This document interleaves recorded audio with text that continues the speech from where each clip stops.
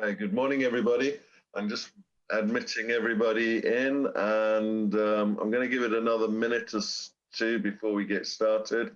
So let's see how we get on.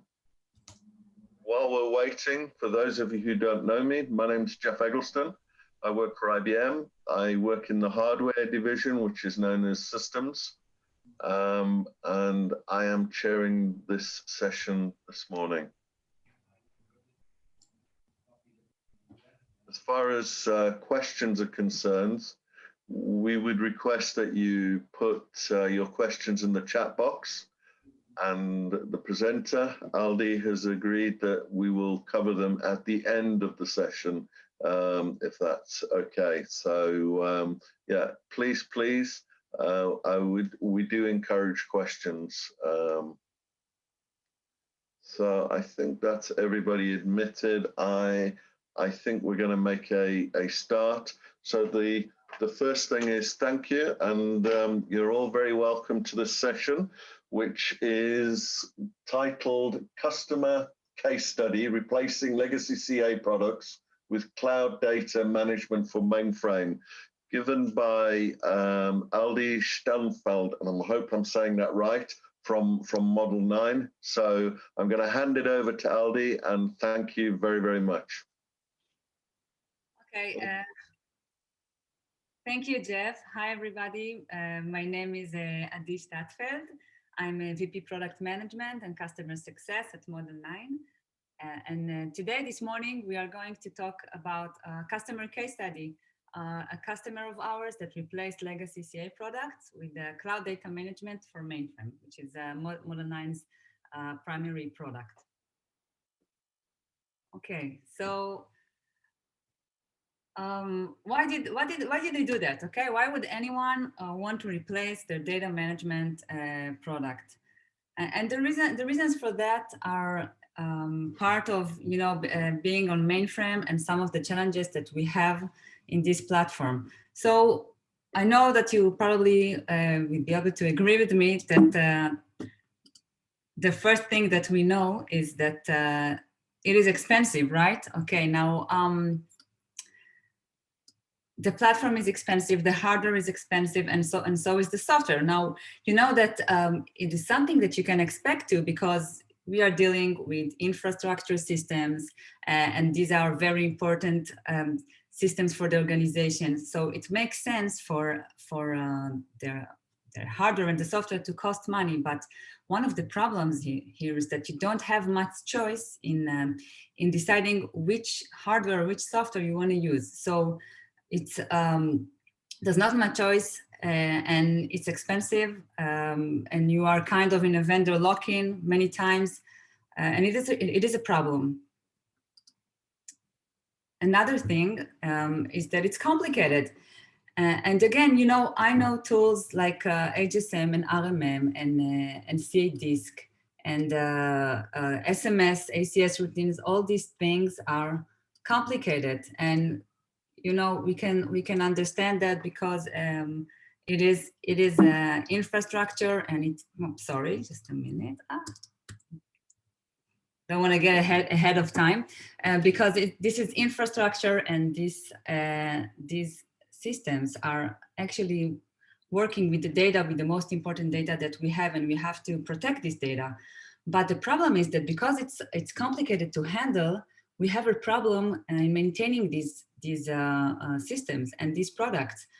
And you know what? There's another problem, that there is no way of acquiring these skills by yourself. So you have to get on the job training in order to be able to work with this software and hardware.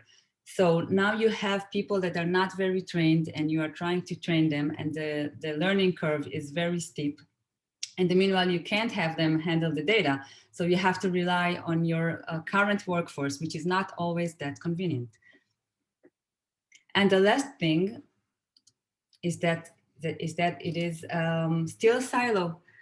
And you know what? I think that this is actually a Mainframe advantage that turned into a disadvantage, because if you think about it, the fact that you can still run applications that were written 30 or 40 years ago, and they're still working. That's a huge advantage for the company, because you can upgrade your hardware and software and still run applications without any change. So you save money. I mean, you used to save money on this. And that's one of the great qualities of mainframes. But what happened is, because these applications did not change, these days it is very hard to connect to these applications or to incorporate them into a DevOps delivery chain, or modernize it, or maybe expedite the time to market. So all these problems are also reflected in the data management that we do today. Okay, so how do we offer to cope with these challenges by modernizing the data management products? First of all, it's expensive. Okay, so what can we do? We know today that data management is a high CPU consumer, and that's a fact. So the way that Model 9 tries to handle this is by using zips for everything that's possible. And I know that many products say that they use zips, and it's true, but usually it's just a very small portion of their CPU consumption. But for us, for Model 9, we have a Java written product. All of it is written in Java. So we use zips for everything that's possible. And that includes encryption and compression, and also data transfer and metadata management. Also, another advantage that using a modernized data management is that we don't have a huge metadata database on ZOS. And we have a customer, not the one that we are going to talk about today, but another customer that just scanning the online ZOS database in order to prepare the list for backup and for archives, just the scanning used to consume more CPU than the actual work that their software did. And this is amazing in terms of CPU consumption and performance. So in Model 9, we try to avoid this problem by not having a database at all. And what we do is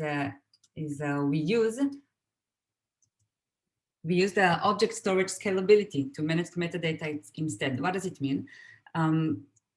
Because we use object storage as the secondary storage and not tapes, we actually take advantage of attributes of that platform. And this platform is intended for the use of huge amounts of data, unstructured data. So we know how to create the indexes in that data, and we have our own data model that allows us to keep all the metadata with the data. That would mean like you would have tapes, for example, and you would have all the records regarding the tapes and the catalog and everything within the tape itself, and you wouldn't need anything outside of the tape in order to manage it. I'm having a problem with my infrastructure hardware, I can see. So because in Model 9, our solution does not uses tapes, we actually write everything directly to cloud. We also save on tape management processes like recycling, reclamation, reorganizations, creating scratch tapes, and all these processes. Also, we are using TCP/IP, which legacy software, data management software does not use. They use Ficon, but this usage is negligible, and it's not a big part of the CPU consumption. Our next challenge, it's complicated. How can we simplify data management? We know today the backup and archive requires high skills and learning curve. That's a fact. We all know it. We have daily management that we need to handle, and it means that we have logs to analyze, many logs. There is no one place to have all this data together. CA products in particular, they have one of their strengths is their flexibility. They allow you to define as many jobs as you'd like, and you can actually back up and archive from every job that you want in the system. That's awesome, but it also means that after a couple of years or 10, 20, 30 years of use, you have many jobs that you need to keep track of to understand what are you doing and what are you using the product for. And this also means that you have large database maintenance and backup, the CA files, for example. And also, as we said, tape management, that's a whole different domain that you need to master. And actually, this customer, they had someone for the data management and someone for the tape management. These were two different people. It was not the same person. We had to take care also of multiple tape databases and the configuration and all the processes. On the other hand, so what do we have in Model9? We are using a UI which allows us to present lots of details together. We have the dashboard, which is very easy for operators or for someone who would like to monitor the product and what happened lately, what happened. You can see the last 24 hours, or maybe the whole weekend or the last week, and you can see all the activities in one screen. And it's very simple. You know, if it's green, everything's okay. If it's red, a little less. You also have the number of data sets that were backed up or archived. You can see the errors. You can see how much space each policy took, and you can drill down to each and any of these activities. And there's something else that I like, something more about this dashboard and about this UI is the ability not just to see what happened in the system, but also take action. Like if you look at an activity and you see the list of backups that were created, you can immediately choose any backup and restore it or delete it or do something else with it. So everything is very intermediate, very, very easy. Very easy to learn and to manage, and that's a huge advantage. The last thing that we are all encountering when working with mainframes and wanting to modernize our environment is that it is still a silo. And for the last couple of years, I think there was trend of modernizing the applications, and everybody is talking about it, the time to market and being part of the DevOps chain, as we also mentioned. But I think that the last year, something that has changed is the understanding that also the infrastructure and operations must change as well. And the modernization can be just on the applications level. It has to be further deep. In order to, because this is the engine, okay, for the applications. If you're still using not legacy infrastructure and not doing operations using DevOps and not, you know, not having more people being able to maintain your systems, you will not be able to advance.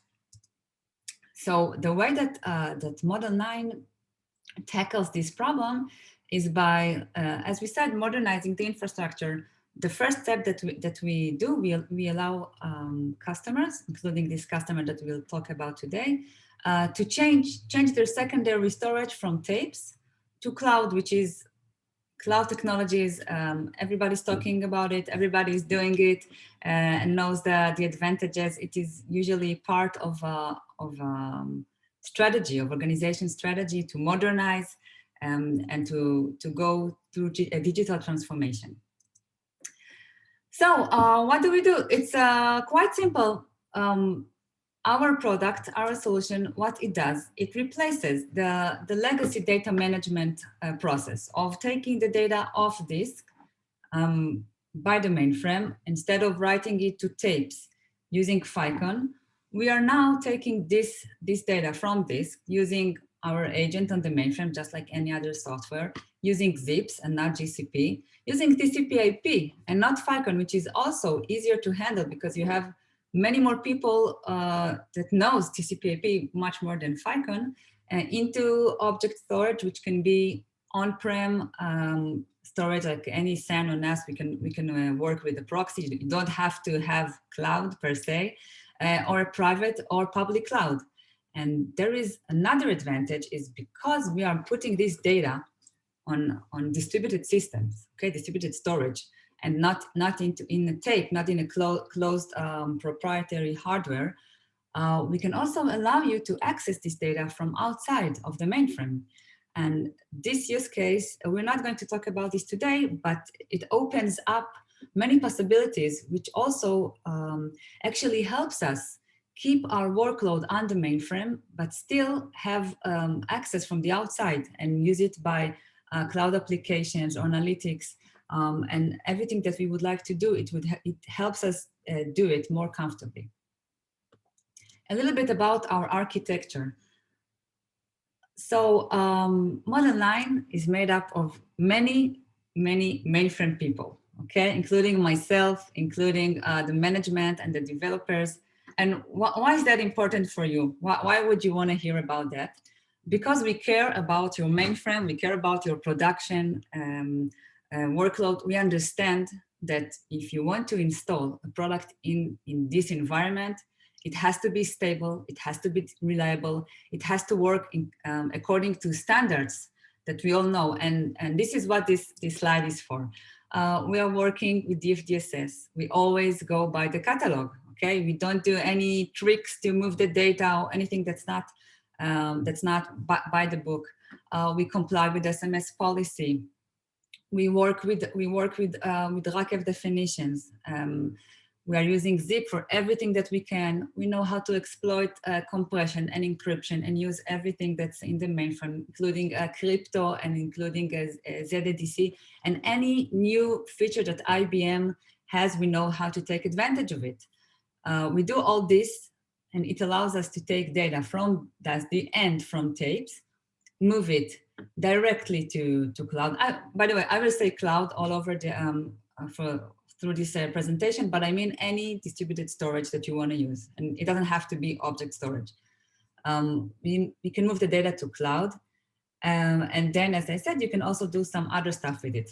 And we have the Model 9 management server, which is a Docker container, which you can install on any Linux. It will help you manage the system. But you can also have it as a Linux on Z. And this is exactly, by the way, what the customer that we will talk about today, that's what they did. And it helped them, have the mainframe as one server, one big server that they can replicate, that they can take care of. And it includes the Model 9, the Model 9 management server. Oops, just a minute, sorry.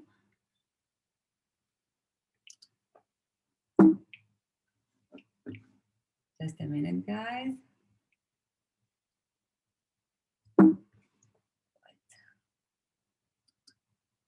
Sorry, I will see what's going on with my presentation and why is my keyboard not doing what I wanted to do.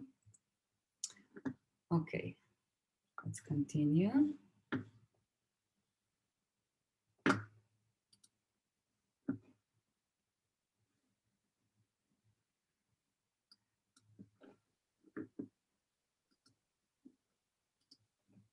Ali, I don't know. Okay, you've got the presentation up. That's fine. Okay, cool. No, I got it. Sorry. I didn't tell you, but I also need to, when I talked about expensive and infrastructure, I also need to change my infrastructure here in my at home, and I need to do this soon. So what I was saying, sorry about that, we can also install the Model 9 management server on ZCX, which is the containers extension of IBM. That's a great solution. We have customers using this, and I really recommend it.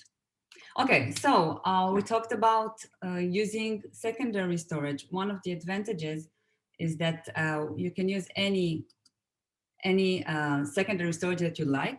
And actually, I see this as kind of a risk management approach. You don't have to choose one vendor and stay with it. You're not in a vendor lock-in anymore.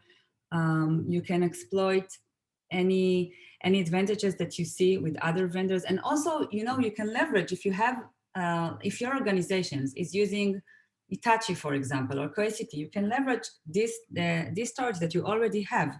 And you can also use the people that know how to handle it. So you are decreasing the skills problem. So enough about that. Let's go to the main course and talk about the customer case study. Ah, God.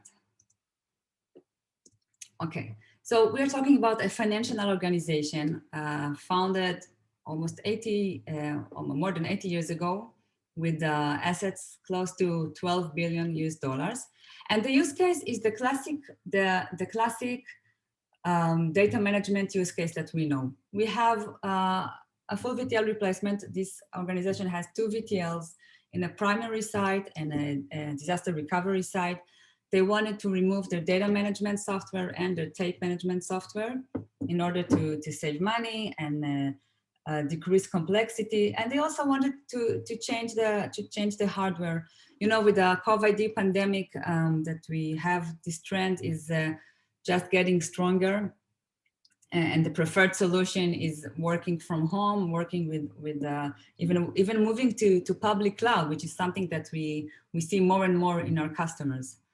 The implementation timescale was 3 months, and that's the deadline is usually determined by the license expiration of the software and hardware. And this customer, they had 3 months to let go of the CA products that they wanted to replace, and that was the timeline. And the savings, if it not including savings on MSU, were around 750K of US dollars just on licensing for the 3 years term.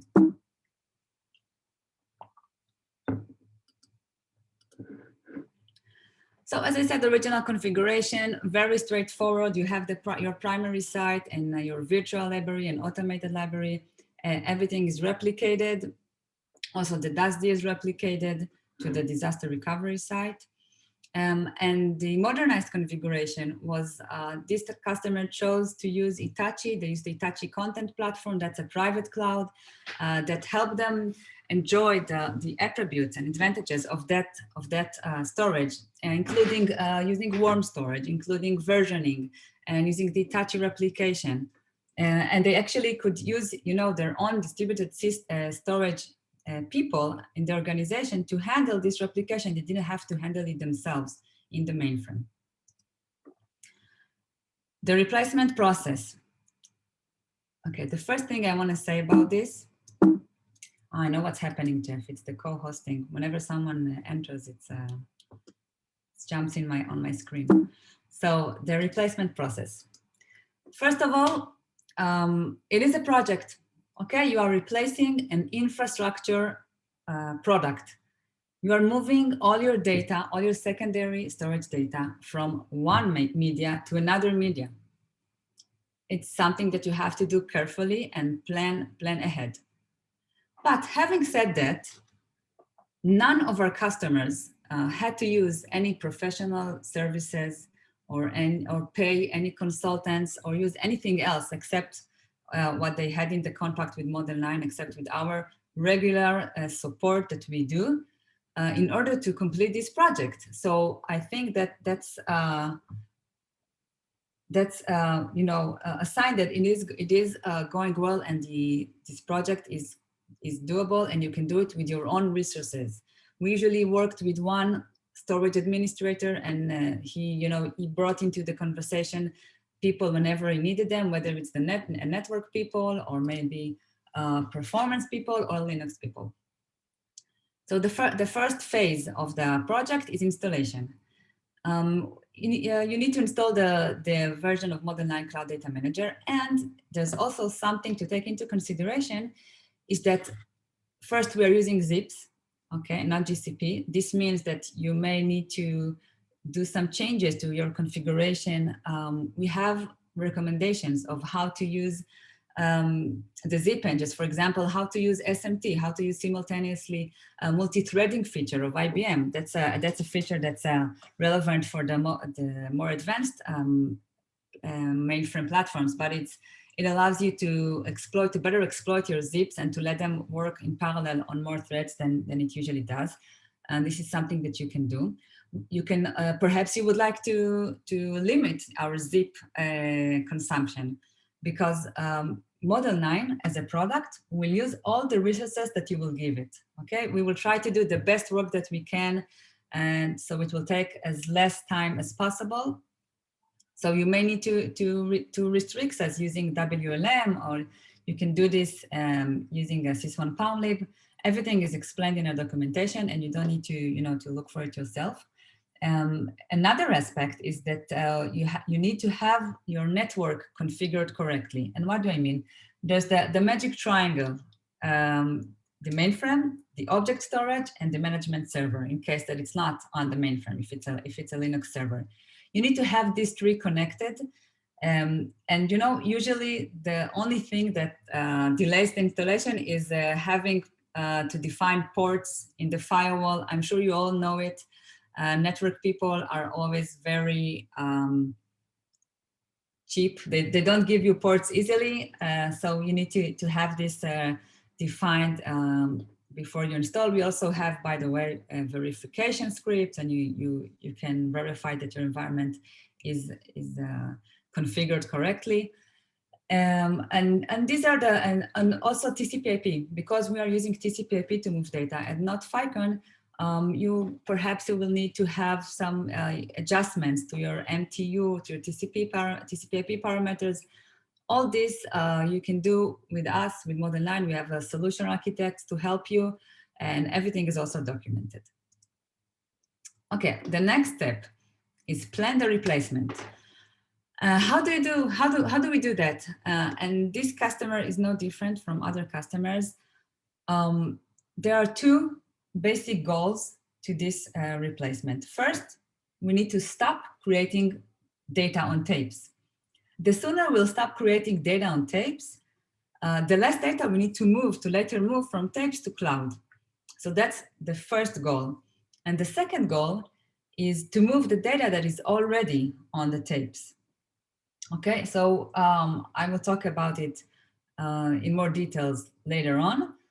We are using, you don't need to run any tools or any special things. You just produce your tape management reports like you do today, whether it's a CA1 like this customer or any other tool, and we help you analyze this.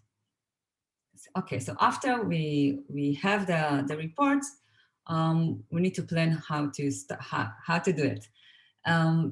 The first milestone of the project, the first point in time where you see ROI is when you stop the legacy data management software. Okay, now in order to do that, as we said, you need to do two things. First, stop creating new data using this legacy data management software. And you also need to import all the current data that you have on tapes. You need to import it into cloud.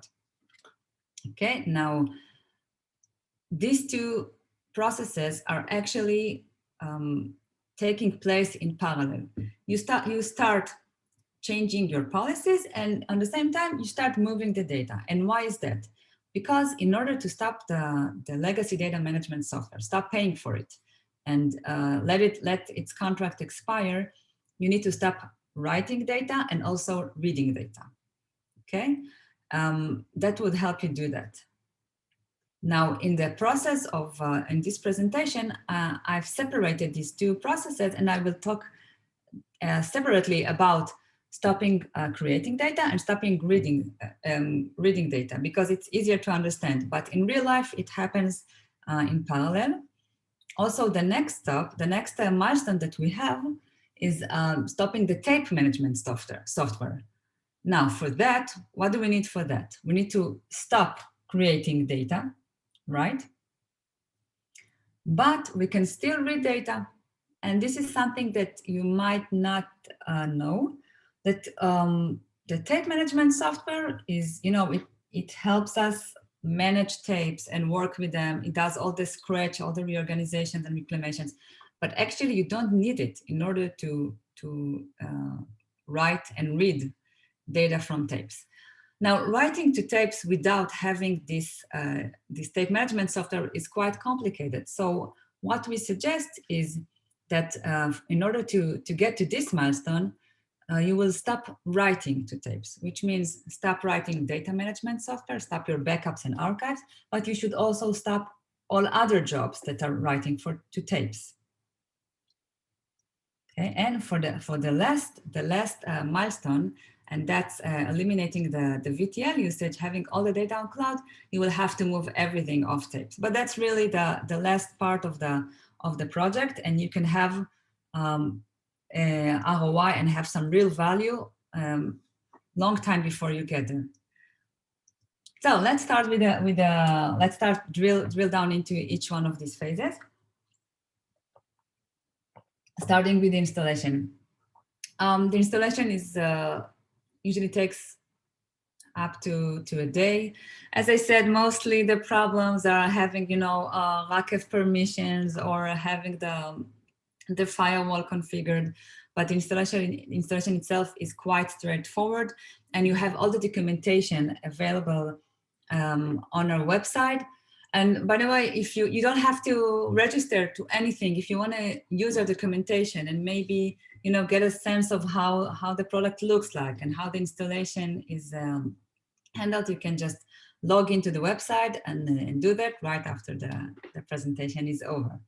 And also we have, as I said, we are ZOS system administrators, most of us. I myself, I worked for a big bank for many years and also for another big electrical company. So we are very experienced. So there are many tips that you can see in the documentation as well. Okay, so we are now into the project. The first thing that we need to do is produce the tape management whole report, because we need to understand what we're dealing with. Okay, in these reports, we have detailed instructions on how to produce these reports, from whether it's RMM or whether it's a CA1 or Control-T, any of the tape management products that are used by mainframe users. You need to have your data sets information, size, expiration date, creating job, and we are using this data for the two goals that I mentioned before. First, we need to identify which jobs and which programs are using are writing today data to the tapes and stop them. And the second goal is to see what we want to move from tapes to cloud. And the way we help you with that is if this is the report, that's just a regular CA1 report. We have tools in modernize to show you who's the biggest criminal of them all. Okay, who's the one who's using up your tapes and wasting all your money? Actually, these reports can give you value even before you even installed anything that's related to modernize or touched our software. Just by having this report, you can see who is using the VTL today. Like in this example, we can see the customer that we're talking about today. They are very organized, and you can see they're like a model customer. Almost 75% of the VTL is actually used for backups and archives. And then again, they have FDR. Many of our customers use FDR for special use cases, and this is something that we can also replace natively in the product. And the rest is for SyncSort, IBGener, and some more in-house programs. But just by looking at this pie chart, the customer can see where who is using the VTL, and it helps them prioritize. I mean, first we need to handle the top consumer, right? Which is in this case, of course, it's a C disk, and later on we can prioritize the rest of the programs that are creating data on tapes and handle them. And these are usually, as we see here, the SyncSort. I think this is actually SMF, if I'm not mistaken, SMF data sets that are being sorted, many customers, they have system processes that are creating data on tapes because there was not enough storage on DASD, or it was too expensive. And we know how to handle this as well. So as we said, the first thing that we need to do is change the jobs that are creating data on tapes today and convert them into model 9. But an important note on this subject. This is not a one-to-one conversion, okay?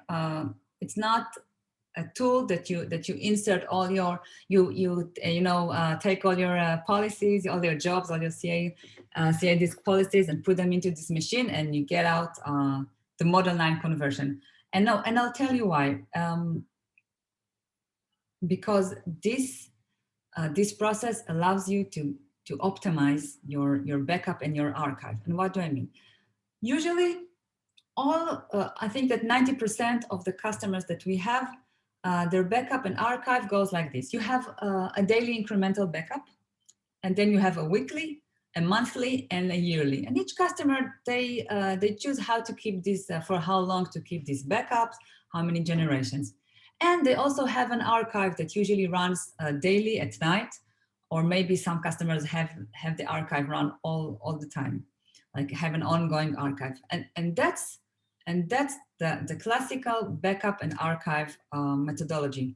But because the product CA Disk allows you to do whatever you want to, and that's a big advantage. It can also be a weakness, because when you start dealing with these jobs, you see that you have tens of jobs. And this customer, for example, they found out that because in the past they gave each application the ability to do the backups by themselves, they had 80 different jobs that they were able to consolidate into 3 policies, 3 model 9 policies, okay?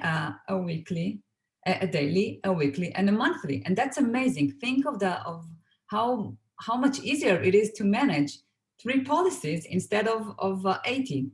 So don't just convert, you have to also consolidate and facilitate your own maintenance. Another thing is that when you start digging into these jobs, you find all kinds of surprises. For example, this customer, they had a process of creating a third copy. Okay, they used to full dump all their disks and create a full copy and send it someplace for DL. When they started this onboarding, the replacement process with Model 9, they found out that the job that are creating these full dumps are actually not covering the whole organization, the whole site, okay? They were actually dumping about half of the volumes. So these guys were full dumping using CPU for this process, creating tapes, sending them over to this place which was offsite, and it was all for nothing, because if they had to use it, they would not be able to use it, never, because it was not a full copy. So that's a process that they could just eliminate, and that freed some space and also CPU usage, and help them optimize the processing. How do you do it with Model 9? We have a UI where you can define your policies. It's very easy to use, self-explanatory. You have the options, and there are filters here. You can filter by storage groups, or by names, by dataset names, or anything else that you like. You can exclude, you can include. It's very flexible, very easy to see, and very easy to handle. Okay, so we've done that. We converted all of our CA disk policies, but we have some more tape creating processes, right? It's not the only ones that we have, as we shown before. Our approach to this, to moving the data to writing on cloud instead of tapes for other processes is as follows. You need to write to a storage group, to a staging area from your job, and that storage group can later be archived to Model 9. And now we help you analyze and tune this staging area, so you will not need to allocate too much space, or not less space. So you will not be forced to deal with some abandons, 37 abandons. And regarding the jobs, you can do that in two ways. You can either update the job directly to write to that storage group, or you can update your SMS definitions to divert the writes to that storage group implicitly. And by the way, we also have, we have in the documentation under special cases, you can look at it later, how to do that exactly with all the instructions, how to change your alloc6 palmlib member and how to change your ACS routines. But, and that's what we are about to release, modernize as a company next year, is the ability to write directly from the job, transparently to cloud. Okay, and that's an amazing ability that we will have by early next year. It will be before the mid-year, and it will allow for for customers that would like to live, not touch the jobs. Sometimes you have many jobs writing to text. It's not just the system jobs, and it's quite a project to change them. And you would like to leave it transparent. You will be able to use that. But the interesting thing is that customer, the method that they chose was this one. They chose to update the job directly because what they told me was that they don't want to have the job seem like it's writing to tape while it's actually writing to DASD. So that's another consideration. You want to if you want to be able to understand what the job does by looking at it, and that was their choice. Okay, so we've handled writing to cloud, and we've handled all the writing to. It's not writing on cloud anymore. It's just writing to, not writing to tapes anymore, just writing to cloud. But we still need to move the data that we already have from tapes to cloud, right? So how do we do that? First of all, it always looks like a very scary project because you think of all the secondary storage that you have, all the data that you have on your tapes, and it looks like a huge amount. And that's true for every customer that we ever talked with. But when you start analyzing, and we have the reports to show it, and you see when the data is expiring, you understand a couple of things. First of all, you keep your backups for a period of time. And that's your rolling data. The data is rolling, which means like if this customer, for example, they used to keep their data for 3 months, their weekly, their daily backups, which means that after 3 months, a large sum of the data would expire by itself. So if we look at this project as taking 3 months, maybe half a year, maybe you want to keep the VTL for a little bit longer, just to let the data expire by itself instead of moving it into cloud. You can do that, and you will find out that many data sets will expire by themselves. Okay, sometimes you see that actually you have data there that you don't need at all. You don't need to move it to cloud, and maybe you never need it. Maybe somebody created backups. It was a one-time thing. You forgot to stop that process, and you don't need it anymore. The second challenge here is to move to cloud the legacy data management data sets that we have. And what do I mean? We have backups and archives made by CADisk, and these are on tapes. Okay, so now we want to move the backups into cloud, but we want to move it in a way that in the future, when somebody will want to restore a backup, they wouldn't have to know that this was imported from tapes and this was created natively by the product. We want it to be a very straightforward and very simple process for them, because we are the ones that are doing the backups now, but who knows who'll do the restore. It's not an atomic action. On the contrary, we do the backup today and we do the restore. We can do it years from now. Okay, so what we suggest is, and this is what this customer did, restoring using your legacy data management software, restoring the backups onto DASD, and then backing it up in a standard modernize way into modernize, so it will show a look and the look and feel, and it will be seen like any other backup with the same name. And we have a way of preserving the original backup date. What does it mean? I can have AD jobs, for example, a backup that I took 5 months ago, I will restore it from using the CA disk onto the disk. I will restore it with the name Jobs May 2020, and because I cannot restore it in the original name because my dataset is already exists, it's a live dataset.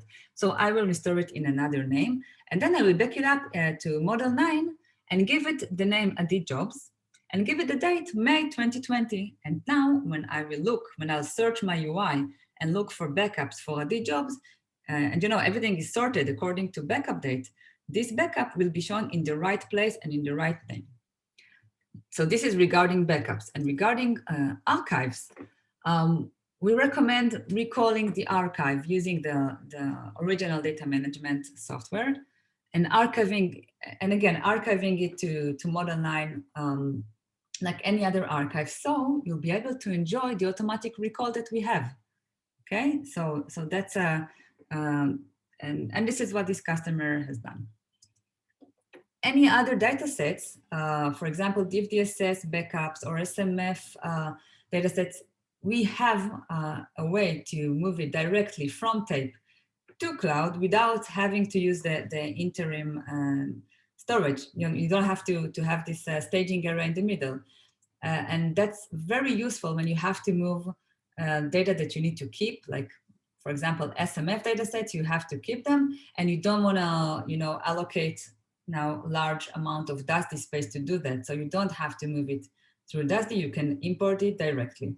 And the way it looks like in the UI, this is how it looks. When you import directly, you see the type of the datasets is import. The other types, when you do the regular backup and archive, it looks like any regular backup and archive. If you import it directly from tape, it looks like that, and you can export it back to DASD or to some other formats that we allow, and delete it, have the details, all the details that this dataset had when it was a tape dataset. Everything is still existent in our system. And our customer, they did that for their SMF and then their DiffDSS datasets. Now we got to this was the project. It took 3 months, and the results. This is the fun part. What we see here, this is a graph describing the GCP consumption of the incremental dataset backup. Okay, in CPU seconds usage. There was a decrease. Model 9 uses a third of the GCP consumption that was used by CA disk.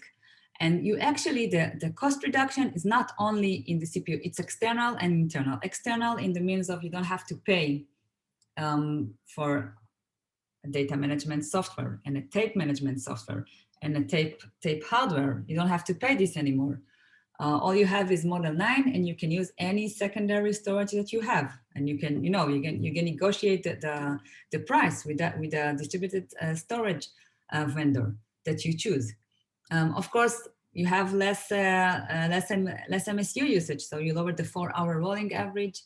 The training and learning curve is much faster, and your daily operations are much easier. That was the first challenge that we had, right? Reducing complexity.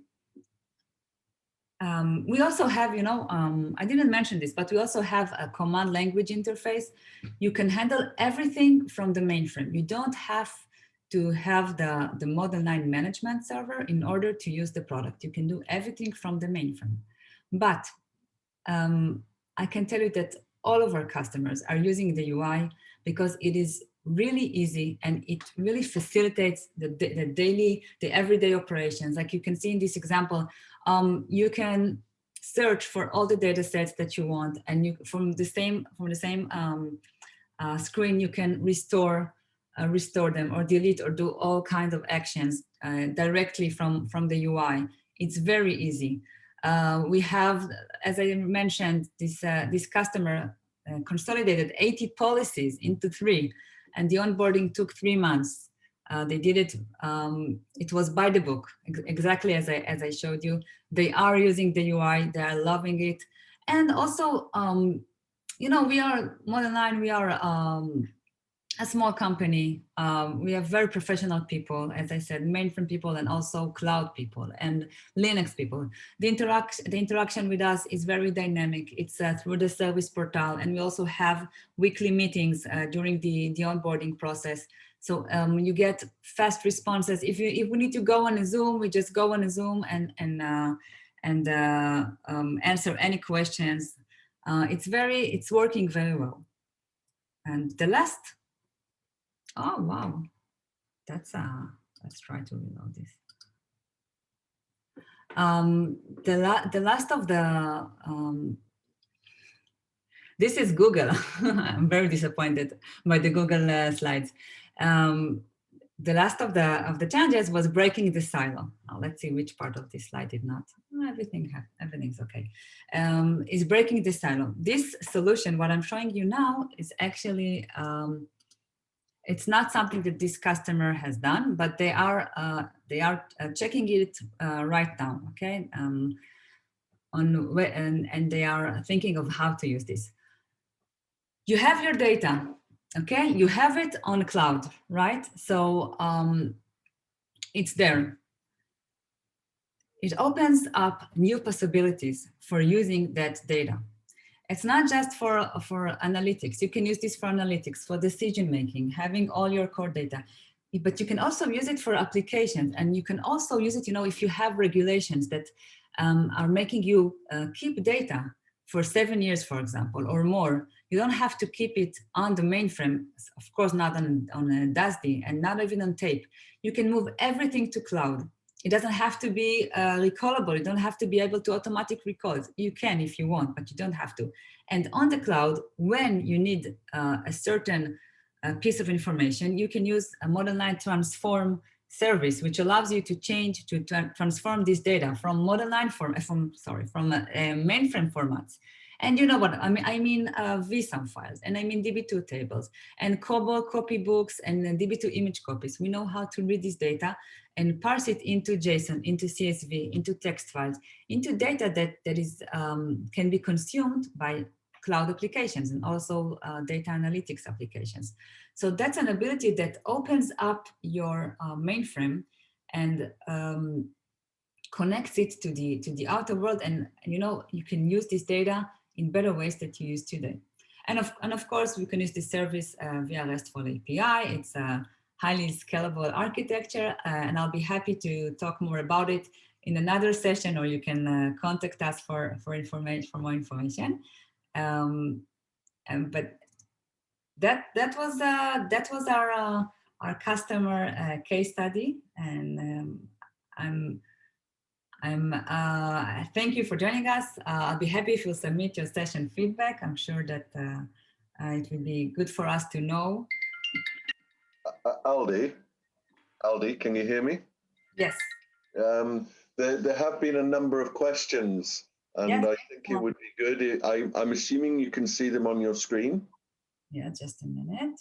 It'd be good if we could go back and start with the first one and answer it. I know that Talma said you would answer more detail to Marcel, but there's been quite a few questions. In fact, I'm quite impressed with the number of questions. This session has certainly generated the most questions on all the sessions I've been on. So let's start with the first one from Marcel to give a more complete answer, please. Okay. Yes, I see that Tamar has answered. Yes, there's no need. The way that we don't use tapes, okay? We treat data as data. So we don't manage tapes. Actually, what is a tape? It's like a small bucket, okay? That we used to, like a disk in the past, where you used to put your data in a certain limitation, so you'll be able to manage it, right? So you can index it and you can access it, but you don't need it. The tape as a tape has no purpose when dealing with applications. So modernize does not deal with tapes. You don't need any tape management system. We use data, you write data and you read data, you search for data, you restore data and you backup data sets. Okay. Thank you very much. I think that answers the question. Marcel, if you could just acknowledge it, that would be really good. The next one, I think Toma answered. If you want to elaborate, that's regarding, can you trap any subsequent tape jobs somehow to prevent accidental job failure? I noticed Toma replied as the answer is no.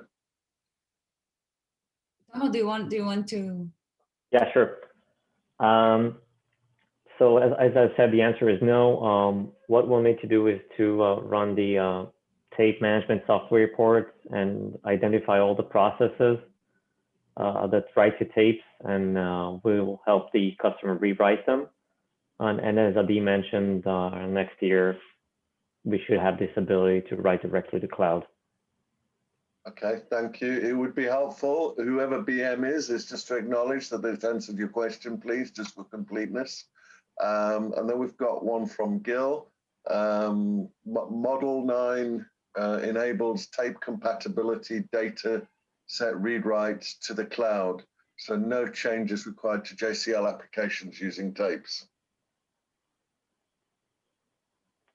That's the question. No, that's the answer.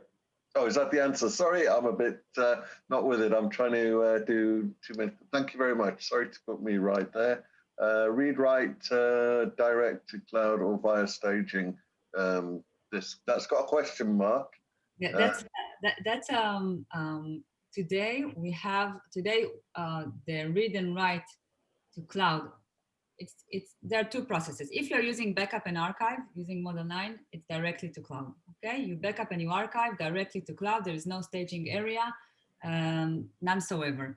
If you're using, if you want to use writing to cloud from other jobs like your SMF jobs, for example, or SyncSort or IBGener, you still need to use a staging area, but early next year we'll have the ability to write directly to cloud, write and read, and you can eliminate that staging area that you currently need to use. Okay, thank you. Again, if you could acknowledge that that's been answered for you, that'd be great. BM has asked another question. Can you guys see it? Does Model 9 management server record the source data type and also type of format in brackets, CSV, etc., and the target platform? Will it also provide details who access the data on the target platform, data warehouse, Splunk, analytics, etc.? Yes, the source data type, when a data set is transformed, all of its original attributes from the mainframe are kept as metadata. This is one of, it's one of the advantages of using object storage. You can keep any metadata that you want and you can use it later. So we are keeping this data together with the transformed object. And regarding the question whether who accessed the data on the target platform, no, we don't. What we can is we can provide the data, but the process of accessing it and keeping auditing who accessed this data is the customer's responsibility. We might have this option in the future. I'm not. You can never know. Okay, fine. And I see that Gil has made an answer there as well. Marcel, yes, he's answered. So BM, thank you for your response. He's come back, or she.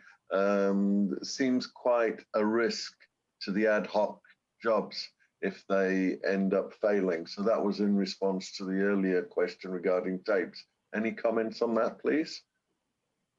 I'm not sure I follow, Jeff. So your original question from BM was, can you trap any subsequent tape jobs somehow to prevent accidental job failures? You know what I think might be a good idea? I see that. I'm quite happy to put BM on to bring them in to talk. So if they want to chat, I will unmute you. I'll try anyway. No, it's not letting me for some reason. No, I don't know if you can unmute. I do apologize. I don't seem to. Yes, I think you're on unmute. Brian here. Can you hear me now? Yeah, we can hear you. So I hope, fire away. I would have thought the best vehicle to trap any tape jobs and convert them to Model 9 was to use SMS. That way, if you have a job that you haven't anticipated writes to tape, after the event, if someone throws an ad hoc tape job in, you would automatically trap it via SMS, so you wouldn't risk a job failure. Because as we know, in very complex environments, you might get all sorts of users throwing tape jobs in, some of which you may not anticipate. It might be a yearly job that you didn't anticipate was going to run from your monitoring, unless you were going to process a year's worth of SMF to trap all potential tape users. So I would have thought SMS filtering would probably be the way to go to direct all mounts to Model 9. But I don't know if that's a recommended vehicle or not, because I was wondering whether how Model 9 actually does the redirect. Does it put hooks into the allocation process to redirect tape mounts and allocations into Model 9?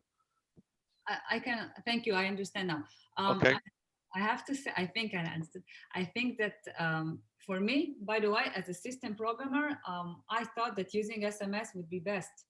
You know, not changing any jobs. The fact that this customer chose to change the jobs, that's, you know, each one with the way you know your organization and your site, so each one handles it differently. So I like the SMS way of doing it. It's not a hook thing for Model 9, and it's explained in our documentation. You can look under special cases how to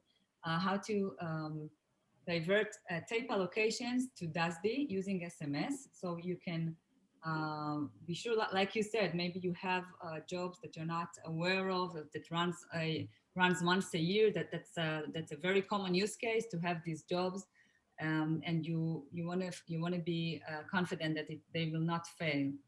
So there is no need to change this JCL. You can reroute the tape allocations to DASD.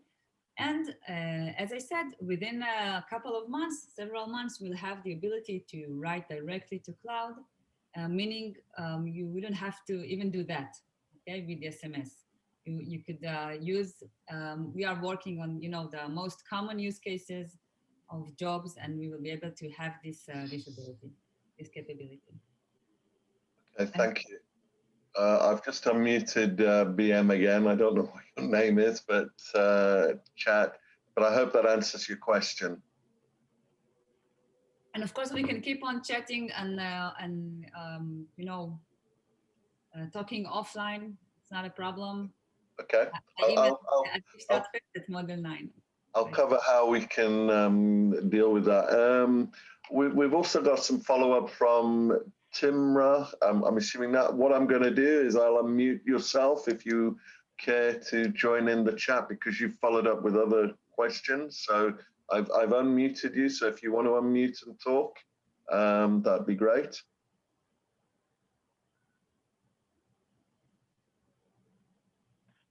Okay, so unfortunately, he does not have a mic on the laptop he's using. So, but have we answered the question? I guess the follow-up one was, just to be clear, a site would plan, is saying, just to be clear, a site would have a plan to modify JCL. And that was in relation to his first question.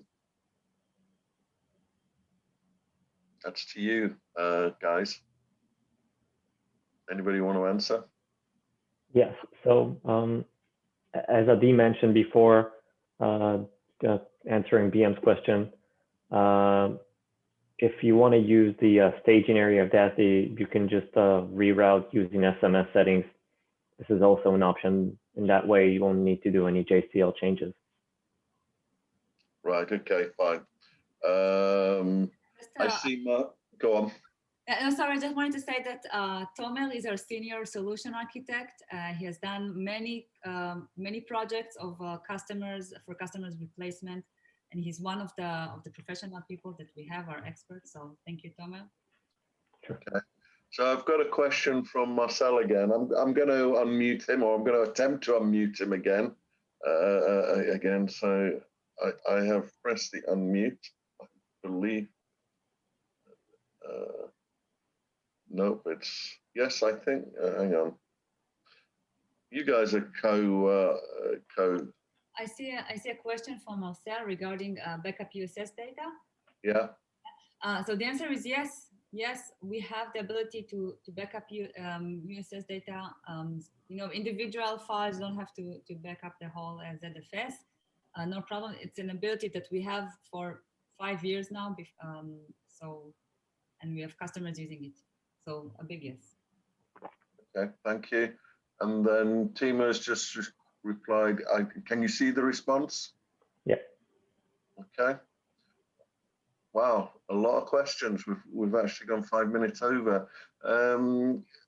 Again, have we got any more questions? Because we still have five minutes available. But while we're waiting for any more questions, what I would like to say is, first of all, thank you very much for a very interesting presentation. It's obviously been well received because, hang on, I'll just get the latest. Well, we started off with 28, and when you finished, we were down to like 26 people. Well, now we've got 23 people. So there's obviously a lot of interest in this subject. So well done for that. If you want to reach out to Aldi, the best way to do it is if you go on to the GSE webpage where the agenda is and click on speaker, in there has Aldi's contact details, and you'll be able to email her direct if you've got any further questions.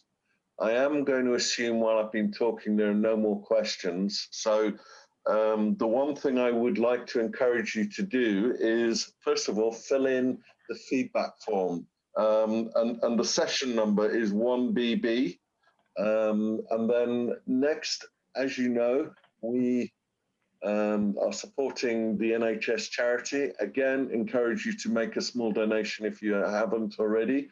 And again, as Mark Wilson said, on one of his keynote speeches, if you decide to pay over £100 or dollars, he would definitely mention you in the keynote speak he's closing on today. So there's food for thought. So I would like to say thank you very much to the speakers. Thank you very much for the audience, and I am going to bring this session to a close.